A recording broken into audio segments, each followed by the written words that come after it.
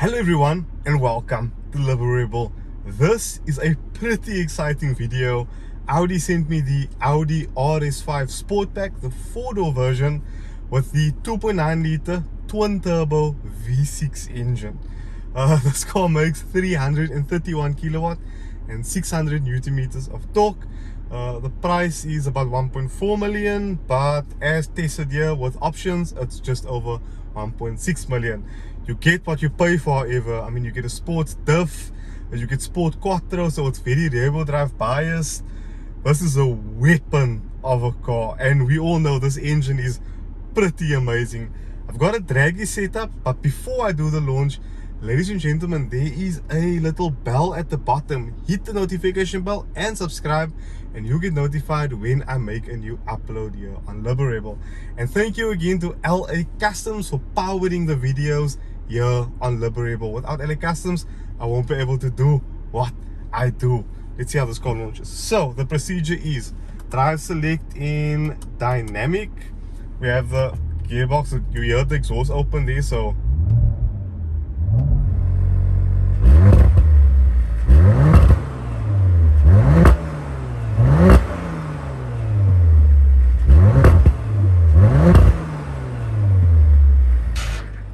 sounds quite bloody good. Sport gearbox. We're gonna take the handbrake off. Let's just roll it a bit forward. We've got the Dragy set up, and let's see. Audi says this car will do 0 to 100 in, let me just check here, 3.9 seconds. But I think we can do better. Ladies and gentlemen, we are a little bit downhill, so yeah. 60,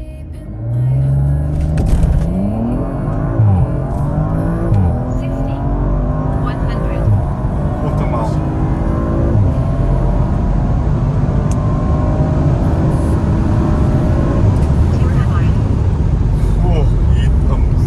Number there. So yeah, let's pull safely over here to the left, and let's just check what this car did. So I'm going to screenshot this quickly. 0 to 100 in 4.0 seconds. It is quite warm here in Paarl today. Quarter mile, 11.8 seconds.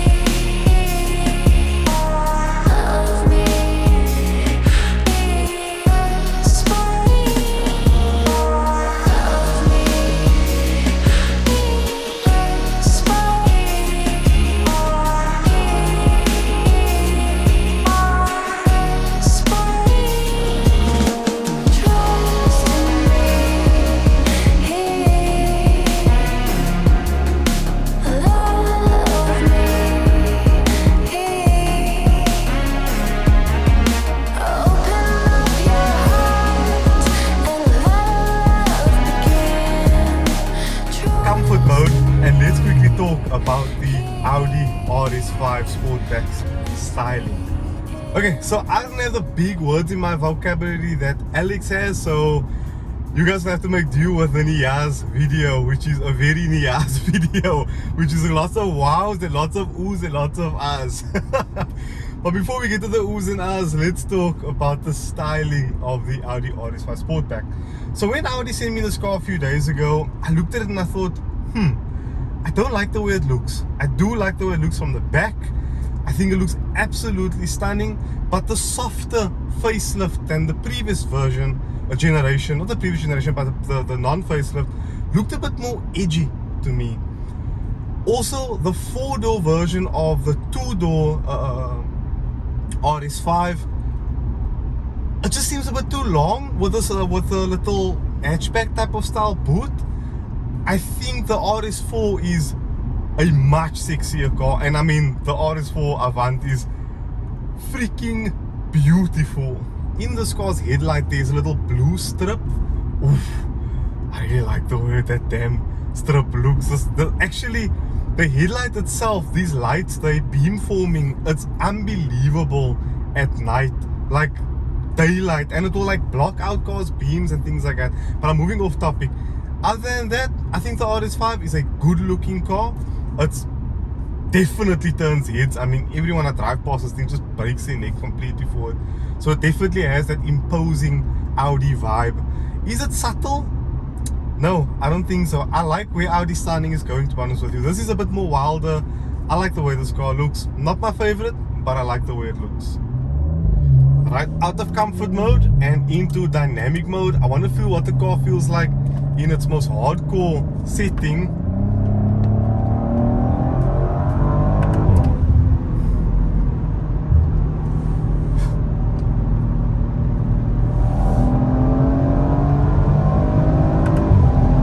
Wow!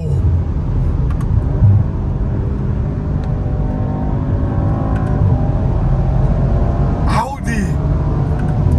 This engine! I hope this forward-facing camera is doing justice the way this thing feels.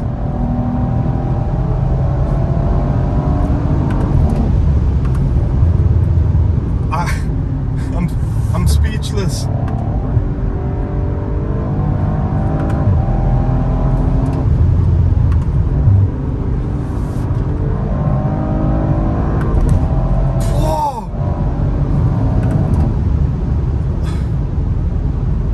What the f did I just experience?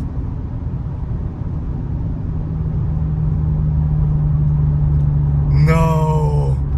I was gonna tell you all how this isn't as exciting as a G80 M3. How I think it's a bit numb feeling. It's not exciting feeling. Wow. The transmission, this twin turbo 2.9 V6 engine pulls so damn hard. The gearbox is sharp. The seating position, the way the pedals feel. Honestly, G80 M3 was one of my favorite cars I've driven this year. I did not expect this car to hold a candle to that at all. At all.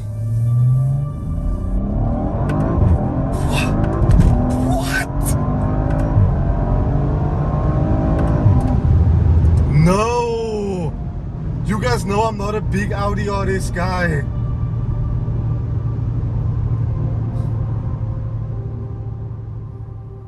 Who am I to say what you wanna hear? I will bite my tongue till I disappear. Before I go further with the video, I want to show you the inside of the car to give you an idea of where I'm sitting and what I'm seeing. So Audi's new RS5 Sportback this is the facelift model. So you've got, it looks more or less similar, but they have upgraded the touchscreen in front of me and added wireless Android Auto and Apple CarPlay. I think Android Auto as well. You guys are very much familiar with Audi's virtual cockpit, but they've added new dials. So you've got an RS mode now directly on the steering wheel. If I click that, you see now that you got the rev counter there in the center, and you can also change the surround. So you can have a G meter over there, and if you change the RS mode here to the comfort mode, you can obviously change between engine data and a G meter. You can also see your trip computer and everything like that here in the center of the car. Climate control, everything is the same like in the other Audis that I've driven, so I don't have to really touch too much on the system. The heated seat off, it is a bit warm today. On the right hand side of me, I've got my light switch as per usual, and I've also got the heads up display adjustment. I like that it's right over here, so I can just click, it's off, and that thing is now off, so it won't be too much in my way at night while I'm driving. Everything else in here is very easy to use, very simple. I wish Audi's drive select button was somewhere over here, but I'm glad now it's on the steering wheel. Before it wasn't on the steering wheel, so you had to reach across to every time change the different modes. Physical aircon buttons, which I always love, and as usual, wireless Android Auto and Apple CarPlay. I don't think I can listen to a song, it might turn off.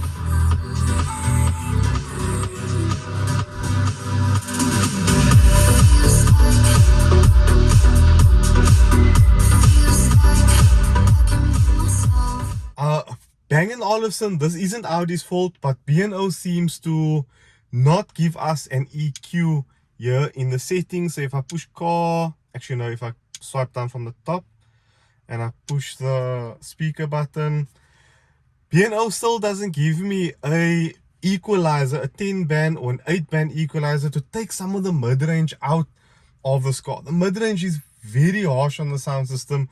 What's weird is the Q3 sound system was one of the best, and A1 is one of the best implementations of B&O I've heard. B&O just doesn't seem to get it right for me. The Bose sound systems as well, a bit harsh in these cars. So I wish B&O just offered an equalizer that'll make this thing sound unbelievably good. So I hope there's a software update in the future that adds an EQ. You've also got your typical lighting and everything like that here inside. Gear lever is right here. Everything is where I expect it to be, and that makes this car really easy and just simple to drive. You know, there's not a lot of thinking like in a BMW and a Mercedes where you can change songs from 10 different places and stuff like that. What I am sad about is Audi's removed the little MMI controller. I wish the MMI controller was there, because now I have to touch the screen and get fingerprints all over it. But as usual, I'm a motoring journo, you know, we complain over all this nonsense. Most people just will touch the screen and not be too concerned about it. But yeah, let's get back on the road and stretch this Audi RS5's legs.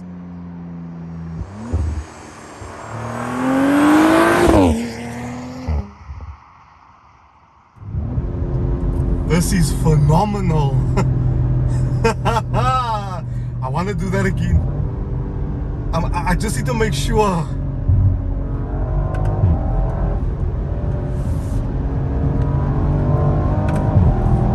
This is this is exceeding everything I thought. The boy, the steering, the throttle pedal. My God, what has Audi done here?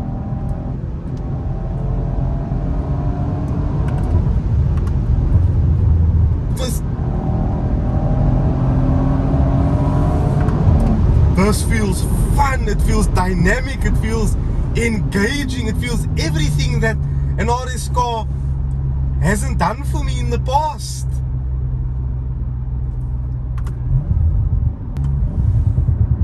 Savage.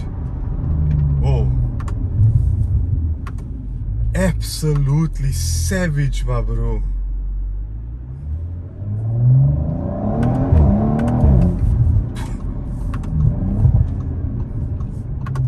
What has Audi built here? Imagine with mods.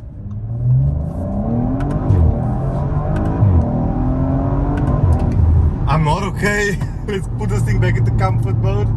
Let's take it easy back to the shop. So this car is competing with approaching a railroad crossing. Okay, thank you. This car is competing with F80 M3, G80 M3, and Mercedes-Benz C63, which is going out now. It's going to be a 4-cylinder. I am mind-boggled. I love the way the steering feels in dynamic mode. It's not overly stiff. These seats were massaging me just so, by the way. The side bolsters can move in and out to hug me tight, and that's why I wasn't moving around at all in the seat. The Audi's flat bottom steering wheel allows me to grip really tight onto the wheel. I prefer this wheel over the BMW wheels. I've been complaining for quite some time. BMW steering wheels are a little bit too thick for me. But for now, this is better than the C63 AMG that is going now out of fashion. I really don't care for the 4-cylinder one. I don't even think I want to drive that car, because I am not interested in the 4-cylinder C63. I don't give a damn how fast the thing is. I just don't care about the 4-cylinder car. Specifically a C63 with an electric motor. It just doesn't make sense to me. This has left me, this will leave a mark on me. Whoever is going to drive the Audi RS5 through the twisties, you are going to be taken aback by this car. I don't know if the two-door feels like this one, but what I felt now has to be one of the best Audis I have ever driven. No to the RS3. I don't think the TTRS feels like this for me. I'm gonna drive it now after this car, so I might swallow my words. But as of now, wow, Yes, I might not like the look of this particular four-door version. I don't think the B&O sounds that good. But for the experience and for the way this thing made me feel, Audi, nah, well done. I don't know what more to say. Let's continue with the Audi R8 V10 Plus, and we'll talk more about Audi's RS. So this is gonna be a series of Audi cars. We're doing RS5, SQ8, RSQ8, R8 V10 Plus, TTRS, RS6. This is gonna be a complete series of Audi RS cars. B3BU, Rebel, out.